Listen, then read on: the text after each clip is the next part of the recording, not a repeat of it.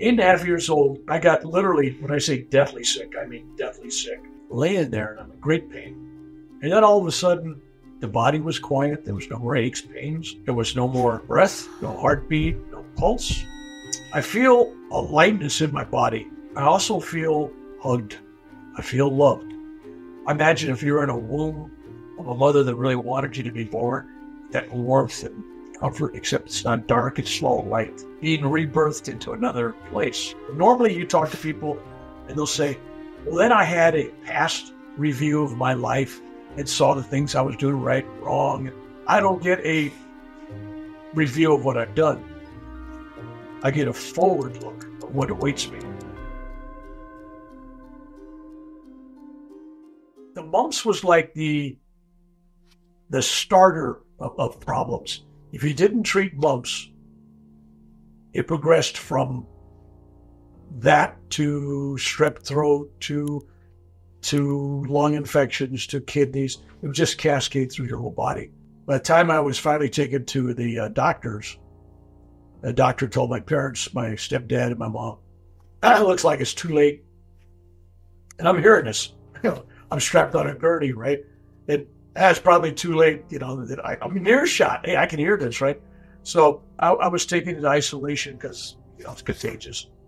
And then they worked on my lungs that very night. About an hour later, they stuck these big, huge needles in my back. They cleared some fluid from my lungs so I could breathe a little. But I was really weak, and I wasn't doing well at all.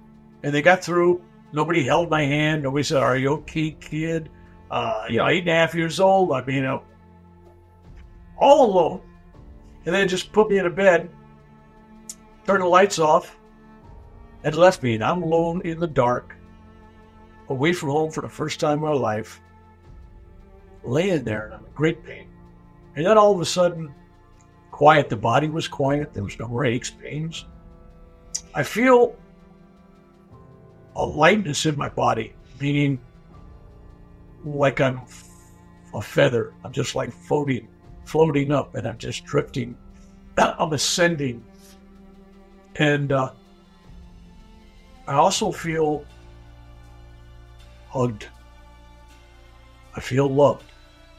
It's beyond words. It's, that source of love is you. It's the divine. And it's all one. And you become that love. And the room starts getting lighter and lighter and lighter. And it was kind of like clouds. It's like you're flying in an airplane and you fly through a bunch of clouds. You look out there, they're all around the airplane. It was just like that. It was like clouds. And then I sense, because I don't have a body to physically look down, I realized that I was whatever this consciousness was. I'm still thinking, if that's the right word. I'm still knowing and being without a body. And so when I say look down, look, quote unquote, I see the body, my child's body below me. And it's, just sitting there all with nothing, terrible looking. And my thought was, even at 8.5 years old, my thought was, thank God that's not me. That's not me. I am this thought, this consciousness. Even at 8.5, I'm going, no, I am this. I'm this love. Normally you talk to people and they'll say, well, then I had a past review of my life and saw the things I was doing right and wrong, and shown options and how I hurt people and help people. Well, at 8.5 was to review, not much. So I don't get a review of what I've done.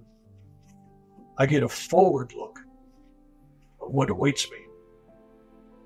Now, how long this was going on in actual Earth time, I have no idea. When I was going through review, it felt like forever. Because I'm watching these things. I'm watching myself in high school. I'm watching myself meet my future wife. I saw Kennedy, President Kennedy getting assassinated. I had no idea who he was. But I saw it happen.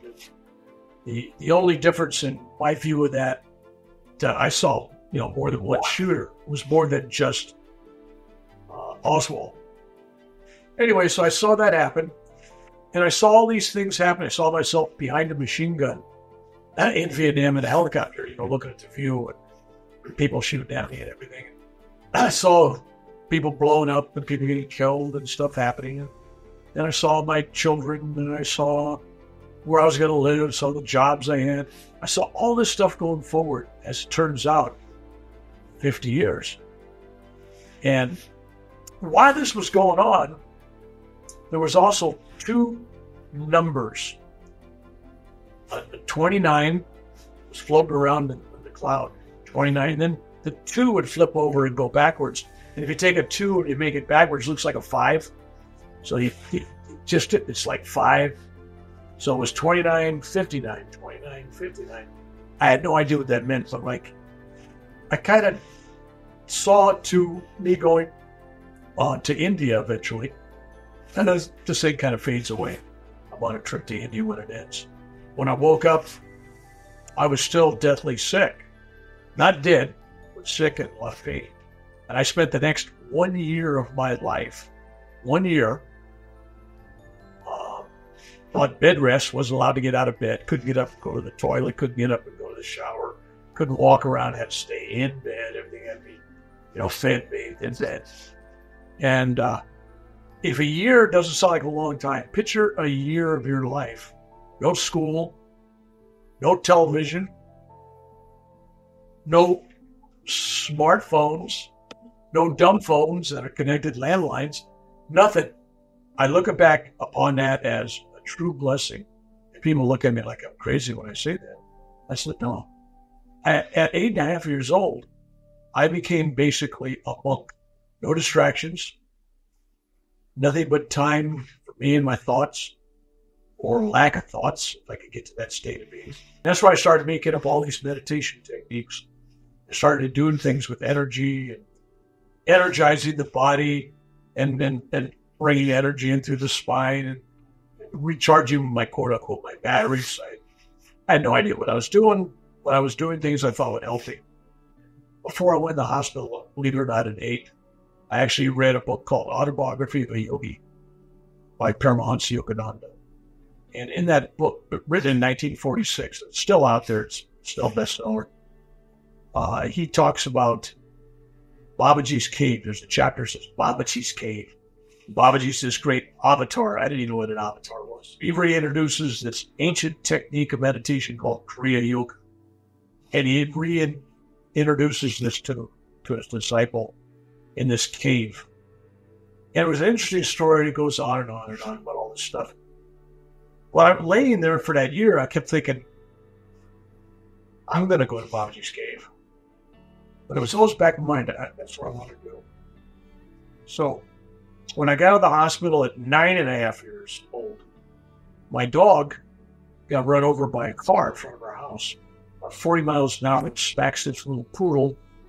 And I go out there, and the driver that hit it's all teary-eyed. The guy was upset. Thought he killed my dog. And the dog was flattened. It was just whimpering. I mean, it was a daughter.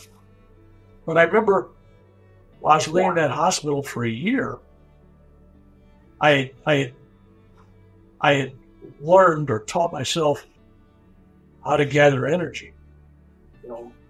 Visualizing, using different techniques, getting this energy in my body. And I thought, don't ask me why, but at 9.5, I'm thinking, well, if I take this energy from the divine, from the source, and I give love and process that energy through my hands, I can help my dog. That's what I thought. Why I thought that, I have no idea. Picked up the dog, took it to the hospital in my lap, and when I touched the dog and I did this technique, which I go around the world teaching, and I visualized the energy going through the top of my head and coming out of my hands. It was like the dog got electrocuted. It was like, and the dog got up, ran around the house, and lived the rest of his life. Never went to the vet. So, end of story. It was like, so I thought, wow, because it was the power of giving child love without question, knowing that there's this divine energy without question, without saying, I wonder if this will work. It was like, no, this is what I'm going to do. Whoa. And that was my first experience with healing somebody outside of myself. So I go into high school, remember I had all those visions. It's 3 weeks before the Kennedy assassination. I know the Kennedy assassination is coming, 1963, and I know he's going to go to Texas, and I know in Dallas he's going to get killed. So it was like, I go to my principal, hey, president's going to get killed in Dallas. Calm down, Bill. Calm down. It's okay. He's got a Secret Service. He's okay. Go ahead. I said, no, he's really going to get killed. Yeah. Anyway, then he really gets killed, and then people go, how the hell did Bill know? Well, Bill saw it, So then I went to Vietnam, and I know who was going to get shot, who was going to get wounded, who was going to get killed, what helicopters were going to crash, what events were going to unfold. I mean, when you're close to life or death like that every day, your cosmic awareness, your mystical handle on the universe is about the best and strongest it's ever going to be, because you're so close to the veil of death in life. It's just, there's no filters anymore. It's there, you act on it. It saved my life, and I tried to save others. Long stories on that. But, so yeah, it was kind of like a long 5 decades of deja vu.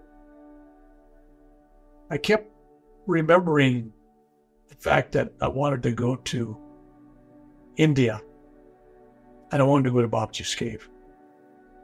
So I was 58 and a half, 50 years later, right? And I didn't put the numbers together in my mind to realize as far as the future I saw. That's the end of the rainbow, man. What does that mean, right? I didn't start thinking that until I got there. So I end up in India, and I'm there for several months. And I'm going from ashram and temple and cave with yogis to the Ganges on boat rides and, hiking in the Himalayas, doing all kinds of crazy stuff. And still looking for those answers. Found this place where Babaji's cave was at. And we went, me and my friend, and we went to the cave and had a wonderful mystical experience there. On the way back, I'm having a full-blown heart attack. It felt like I had a couple of hands with long fingernails reaching inside my chest, and were taking my heart and sticking their nails in me and kind of twisting around and, beating it. It was like, holy cow, man, there's something really wrong with my heart. And so we got lost, and I'm standing on the cliff. It's about a 30-foot drop down into a ravine. And all of a sudden, I'm standing there, and I totally pass out. My heart just like exploded. And I tumbled down. The good news is it wasn't a straight cliff. It went down about 10 feet, 12 feet. There was a little couple-foot ledge. And then dropped down and 8 feet or so, and then it'd be another 1 foot or so. Just a couple little outcroppings. So I'd fall, hit the next one, fall, hit it, and land on a boulder. And I'm laying all twisted on this big boulder, this big rock at the bottom. Staring up at the sky, so my eyes are open, but I'm not there. It's like I hit the rock, I'm not there. My body's all twisted, weird shaped. And the pain is gone. I know there's no more breath. I know there's no more pulse. There's no heartbeat. Life has ceased. And I'm going, I've been here before. I'm looking up and I see the clouds above me, right? I'm heading towards the clouds. I look straight out and look. I don't have a body to look from. I don't have eyes to look from. But in this consciousness, I observed my friend standing on the cliff looking down at my body, and I thought, hey, I'm here. Of course they could hear me, right? Hey, that's not me down there. That's not me. Trust me. I've been done this before, and it's not me. And so I'm just feeling hugged once again. like I'm in this womb of love. Imagine if you're in a womb of a mother that really wanted you to be born, that warmth and comfort, except it's not dark, it's slow light, right? Kind of a womb of light, being rebirthed into another place. To get poetic there for a minute. But it's, I'm looking down, and all of a sudden I see this very large cobra snake. And when I say large, I mean large. I couldn't see, it came out of grass, and its tail, the rest of the body was in the grass. It went across my ankles and feet and calves, and it was crawling across me. And I had such love towards that snake. It was like, wow, that's love. I love that snake. Why I love that snake? I don't know. I love that snake so much that it was like the snake became paddles, like, from the fireman, right? Clear, jump, like jump started my heart. And it was like, boom. It's like I got a jump start. I take a breath and I jump up and I find myself standing up, and the cobra kind of rolls off my legs onto my shoes. And I'm just in love with it. I'm looking at a wild cobra, and I'm reaching down trying to grab it. And it's slithering through my hands. I'm grabbing it, and I described it in several other videos where I talked about it. I got my hands like this, and I can't touch my fingers or the thumb. I mean, that's around the snake, but that snake in between. The body was that big, and it kept sliding and sliding. It never stopped to bite me or to get mad. It just kept sliding through my hands and sliding through my hands. I chased it through this tall grass, about 2 or 3 feet tall. And I'm grabbing in the grass, and I know where its head's at. And I chase it, and it ends up behind this trickling waterfall. It wasn't much of a waterfall. It was probably 8 or 9 feet tall.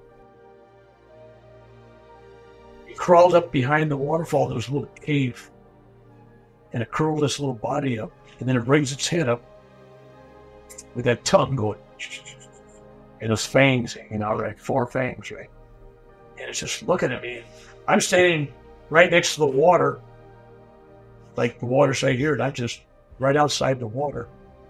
And we have this staring contest, me and the snake. And there was so much love. So much love. It was like the universe again was still hugging me through this snake. It was just a beautiful experience. So, fighting, we got lost. Anyway, we finally made it back. So, most guys at that point would say, I just survived a heart attack on a cliff. I had a fall. I probably should go to the doctor. Right? Maybe the next day or 2 or a week or 3 or a month or 2 or 3. I finish up my trip. I'm there another couple of months. And then I decide to come home and I don't go in December. I don't go in January. February rolls around. And now I'm just a few weeks away from my 59th birthday. And I get this major heart attack. And I collapse on my floor of my garage. And I come in the house, tell my wife, I'm not feeling too good. I'm just going to drive over to the hospital and get myself checked out. So I finally get see the doctor, and he wants to do surgery. He wants to do this and that. You got 100% blockage here. You got, all this crazy stuff. And I don't, totally out of character. I complained. Because I never complained. Whatever it is supposed to be. It's all right. But I said, this is kind of crazy. I said, but I spent the last 50 years of my life not eating red meat. No booze, no alcohol, no marijuana, no drugs, no acid, no LSD, no wild mushrooms, none of that crazy stuff, liquor, cigarettes, nothing. I didn't put sugar in anything, right?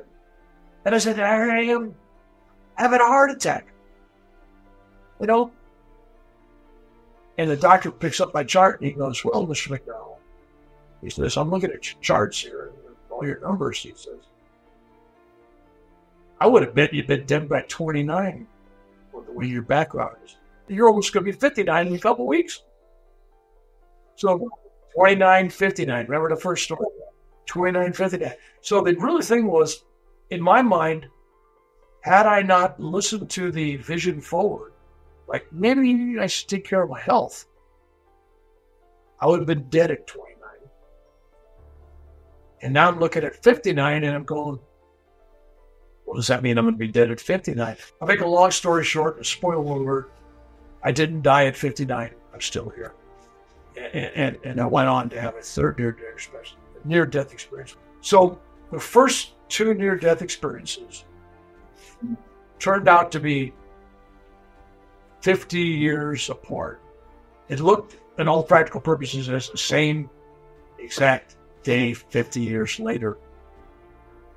And this happened in daytime in India, and 50 years before it happened in nighttime in California. So it's possible, it's 12 hours difference or so. So it was possible that maybe it's even down to the hour. But it was like, you had 50 years, here's another possible exit point.